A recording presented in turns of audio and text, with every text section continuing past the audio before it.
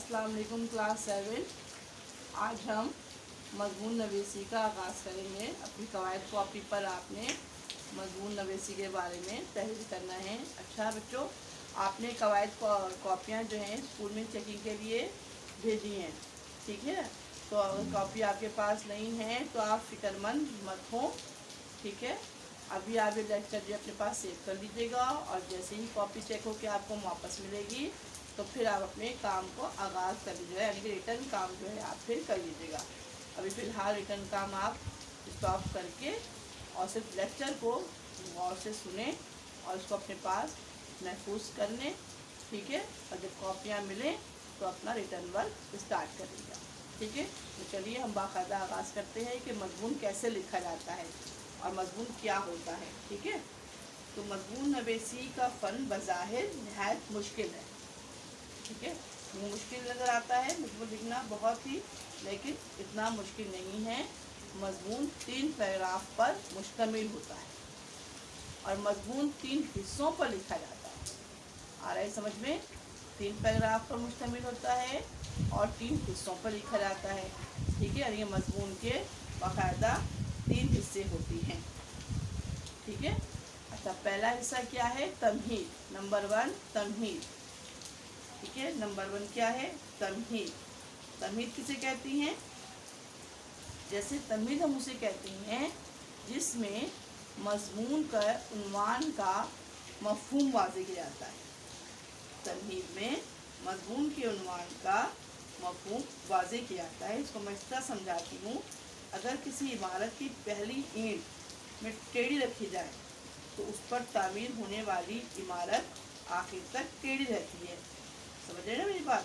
तो मज़मून की तमहीद निहायत जामे और मुख्तसर होनी चाहिए। ये मुताले से कारी ना सिर्फ नफ्स मज़मून से पूरी तरह आगाह हो जाए बल्कि अपने जहन को आइंदा मज़मून के मुताले से भी आमादा करे। आई बात मेरी सब समझ में? आपको आसान लफ्ज़ों में समझ लीजिए कि अगर हम उस मज़मून का पहला पैराग्राफ जामे नहीं लिखते हैं, मुकम्मल नहीं लिखते, उसमें हम मज़मून के उन्वान को वाज़ेह नहीं करते या हमें मज़मून का उन्वान समझ में नहीं आता है, तो हम पहला पैराग्राफ जरिए जो स्टार्ट करते हैं मज़मून जो हम लिखते हैं तो उसका जो हमारा आगाज़ होता है वो बहुत अच्छा होना चाहिए।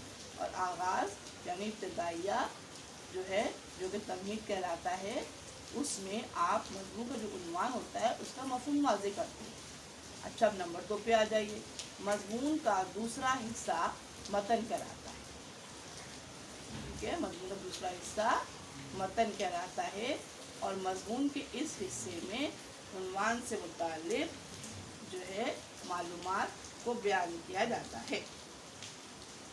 मज़मून के इस हिस्से में उन्वान से मुताल्लिक़ या मौजू से मुताल्लिक़ जो है, जो भी हालात, वाक़यात, मनाज़िर, उनको बयान किया जाता है। ख़यालात को ख़ास तरतीब के मुताबिक मुख्तलिफ़ पैराओं में तक़सीम करके कलमबंद किया जाता है। और जो भी आपकी सोच है, जो भी आपका ख्याल है, जो भी आपके पास नॉलेज है या इल्म है, उससे मुताल्लिक़ उन्वान से मुताल्लिक़ उसको पैराग्राफ पे वाज़ेह तौर पर बयान किया जाता है, ठीक है। अच्छा, फिर आखिरी आपके पास है नंबर 3 इख्तितामिया, जिसको हम ख़ात्मा भी कहते हैं। इख्तितामिया सही मज़मून का तीसरा हिस्सा, तीसरा पैराग्राफ या आखिरी पैराग्राफ क्या कहलाता है? क्या कहलाता है? ख़ात्मा या इख्तितामिया। ये मज़मून का आखिरी पैराग्राफ होता है जिसमें आप कोई कौल, कोई फरमान, ठीक है, और जिसमें आप मौजू की तफसीलात को समेट कर चंद सत्रों में बयान कर देते हैं। ख़ात्मा में क्या करते हैं हम? मज़मून के ख़ात्मे पर मौजू की जुमला तफसीलात को समेट कर चंद सत्रों में, चंद लाइनों में बयान कर देते हैं, तो ये इख्तितामिया कहलाता है। आ रही है बात समझ में? कि आखिर में जो है हम क्या करते हैं, अपना मज़मून ख़त्म करते हैं तो अपनी सारी मालूमात को हम क्या करते हैं, समेट देते हैं और इस तरीके से ये हमारे मज़मून का आखिरी पैराग्राफ कहलाता है। अच्छा, तो ये तमाम चीज़ें आपको समझ में आ गई कि मज़मून लिखना कैसे चाहिए, ठीक है। तो मज़मून लिखने के लिए पहली बात तो ये बता दी गई आपको कि आपको 3 पैराग्राफ में मज़मून लिखना है, ठीक है। अब उन 3 पैराग्राफ के आपको नाम बता दिए गए। पहला बताया गया आपको तमहीद होता है, यानी इसमें मज़मून का आगाज़ आप करते हैं, इब्तिदाइया कहला देती हैं और आप उसमें मज़मून का उन्वान वाज़ेह करते हो। दूसरा आपको बताया गया है कि मतन कहलाता है, और मतन में आप क्या करते हैं बच्चों, मतन में जो भी मालूमात हैं मज़मून से मुताल्लिक़ उसको आप बयान करते हो, जो भी सोच है, जो ख़यालात हैं, जो वाक़यात हैं, उनको आप बयान करते हो। और आखिरी वाला हिस्सा क्या बताया आपको, ये इख्तितामिया है, जिसमें आप मज़मून को ख़त्म करते हो और उसको ख़ात्मा भी कहते हैं। ये आखिरी पैराग्राफ कहलाता है। इस तरीके से कोई भी मज़मून, उसका अनुमान कोई भी हो, 3 पैराग्राफ पर लिखा जाता है। इस तरह से बात समझ में आ गई। अब मैं आपको मज़मून का अनुमान बता रही हूँ, किस पर आपको मज़मून लिखना है, और उसका जो है आपको वेब बना कर दे देती हूँ और कीवर्ड्स लिख देती हूँ कि आपको जो अल्फाज में इस्तेमाल होंगे, और एक हल्का सा जो मुख्तसर सा आपको उसके बारे में डिस्क्रिप्शन भी दे देती हूँ, किस तरीके से डिटेल करा देती हूँ कि कैसे मज़मून आपने उसके उन्वान के मुताबिक लिखना है। ठीक है, चलिए आइए अब हम जो है आपको करवा रही हूँ। अच्छा, क्लास 7 तमाम तलबा देख लीजिए, मैंने मज़मून नवीसी का उन्वान दर्ज कर दिया है बोर्ड पर, और उन्वान है कौमी इत्तेहाद। ठीक है, कौमी इत्तेहाद, जिसे हम कौमी यकजहती भी कहते हैं।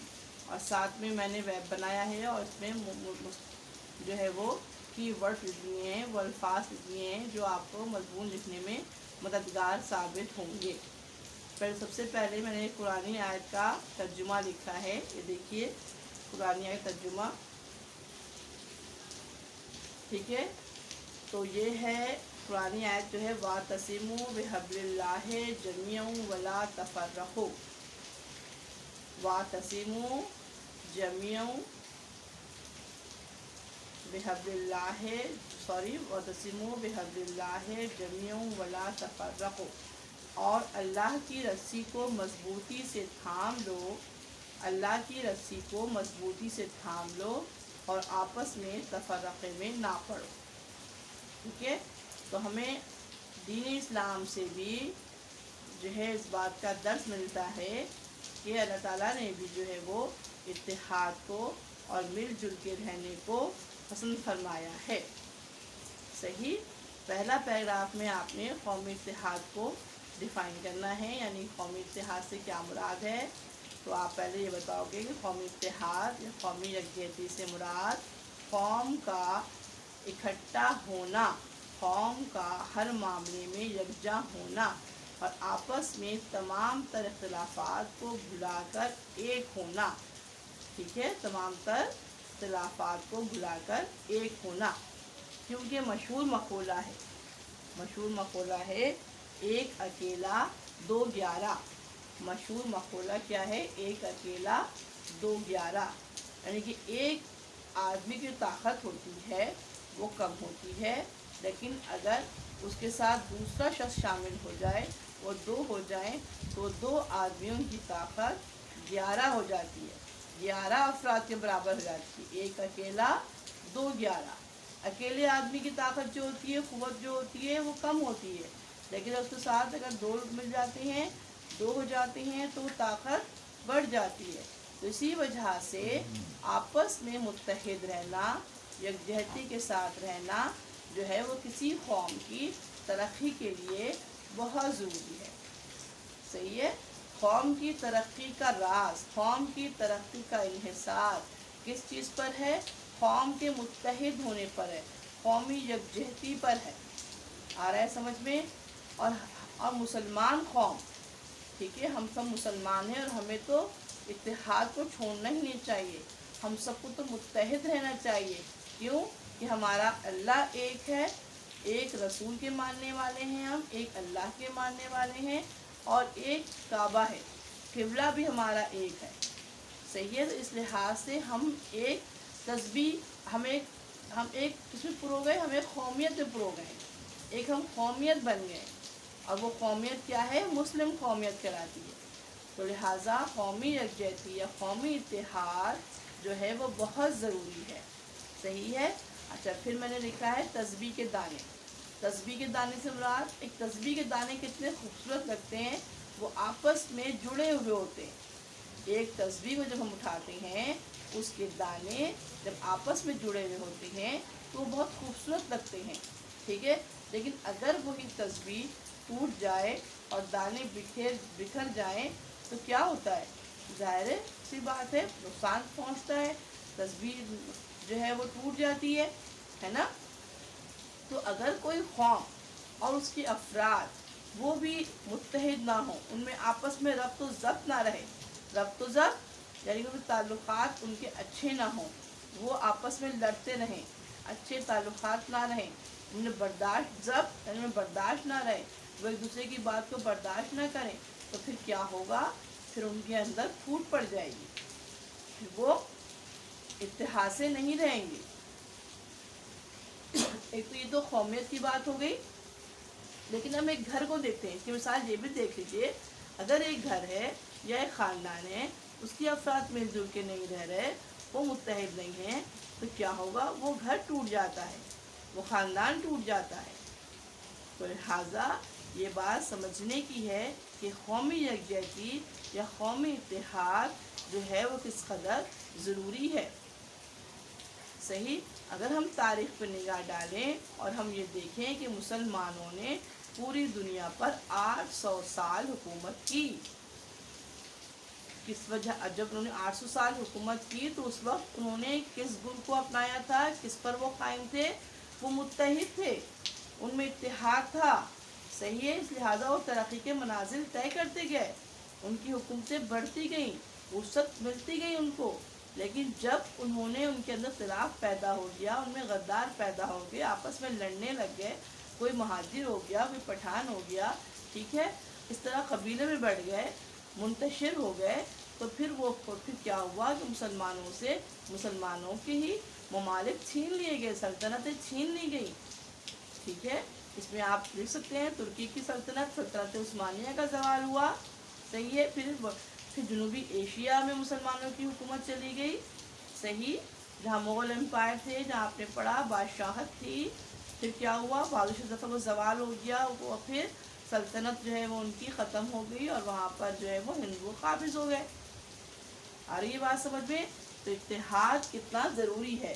بیٹا مضمون آپ نے خود ہی لکھنا ہے، میں صرف آپ کو ایکسپلین کر رہی ہوں، سمجھا رہی ہوں، آپ نے انہی الفاظ کی مدد سے اور میری وضاحت کی مدد سے آپ نے مضمون لکھنا ہے، تاکہ میں یہ چاہتی ہوں کہ اب کلاس 7 میں آ گئے ہیں، ٹھیک ہے، کہ اب آپ مضمون خود لکھنا آپ کو آنا چاہیے، ہر وقت ٹیچر ساتھ نہیں ہوتی نا بیٹا۔ اب آپ آہستہ آہستہ گریڈ وائز جب بڑھ رہے ہیں تو آپ کے اندر یہ اہلیت ہونی چاہیے کہ اگر کوئی بھی آپ کو مضمون دے دیا جائے، کوئی بھی عنوان دے دیا جائے تو آپ اس پر لکھ سکو۔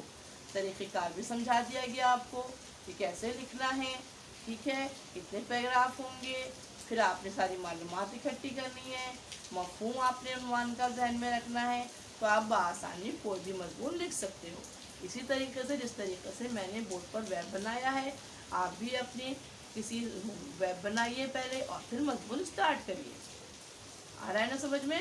اور میں ساری چیزیں لکھ دی ہیں، میں اس میں ایک کال بھی لکھ دیا ہے، میں نے اس میں قرآن آیت کا ترجمہ بھی لکھ دیا ہے، ٹھیک ہے، اور وہ الفاظ بھی لکھ دیے ہیں جو آپ کو ایک مضمون لکھنے کے لیے مددگار ثابت ہوں گے، ٹھیک ہے بچوں۔ دیکھ رہے ہیں نا آپ نے پورے سارے اپنے الفاظ اتار لیے ہیں، ٹھیک ہے، تو سارے آپ نے کی ورڈز لکھ لیے ہیں۔ اس طریقے سے آپ نے پورا مضمون لکھنا ہے، اور اس میں کچھ آپ نے ماضی سے، تاریخ سے آپ نے مثالیں دینی ہیں، ٹھیک ہے، آپ نے بتانا ہے کہ اسلام کا عروج بھی بڑی حد تک کس پر قائم تھا؟ قومی ربط و ضبط پر قائم تھا۔ جب قوم جو ہے وہ آپس میں تعلقات استوار رکھتی ہے تو وہ قوم اور اسلام کو بھی عروج حاصل ہوا اور مسلمانوں کو بھی عروج حاصل ہوا۔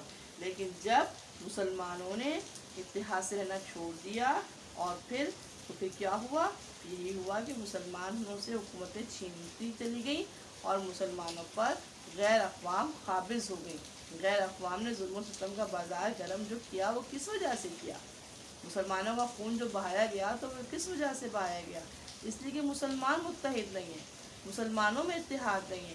ضروری ہے کہ ہم آپس میں متحد رہیں، ہم مل جل کے رہیں، ہم اپنے سارے ذاتی اختلافات کو، قومی اختلافات کو بالائے طاقت دیں، سائڈ پر کر دیں، ٹھیک ہے، ایک طرف کر دیں ان اختلافات کو، اور صرف یہ سوچیں کہ ہم مسلمان ہیں، ہم ایک اللہ کے ماننے والے ہیں، لہٰذا ہمیں ایک ہونا ہے، اور ہم سے اللہ بھی یہی چاہتا ہے کہ ہم آپس میں مل جل کے رہیں، ہے نا۔